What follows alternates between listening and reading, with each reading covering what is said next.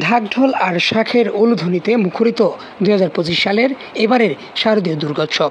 আজ বিজয়া দশমীর দিন, দুর্গাপূজার সর্বশেষ দিন। আজ দিন শেষে প্রতিমা বিসর্জনের মধ্য দিয়ে শেষ হচ্ছে 2025 সালের সনাতন ধর্মাবলম্বীদের শারদীয় দুর্গোৎসব। দশম তিথিতে দেবী আবার পাড়ি দেবেন কৈলাসে। এই দিনেই মা দুর্গার প্রতিমা বিসর্জন দেওয়া হয় এবং শুরু হয় আবার এক বছরের অপেক্ষার পালা। দশমী মানে ঘরের মেয়ে অর্থাৎ উমার বিদায় বেলা। পিতৃগৃহ ছেড়ে উমা এবার ফিরে যাবেন কৈলাসে, স্বামী মহাদেবের কাছে। তাই মর্তবাসীর মন খারাপ। দুর্গাপূজার এই শেষ দিনটিকে দশমী বা বিজয়া দশমী বলা হয়ে থাকে। পুরাণে মহিষাসুর বধের কাহিনী অনুসারে টানা 9 দিন ও 9 রাত যুদ্ধের পর শুক্লা দশমীতে দুর্গা মহিষাসুরকে বধ করেন।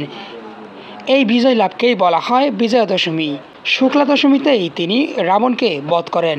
রাবণের বিরুদ্ধে যুদ্ধে রামের জয়লাভকে চিহ্নিত করে Bijoya Dashami.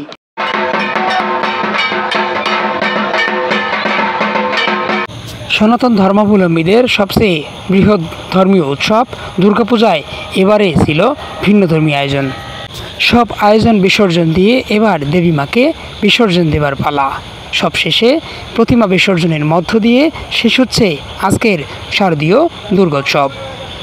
Mohammad Anwar Hossain, Rangamari news, desk report.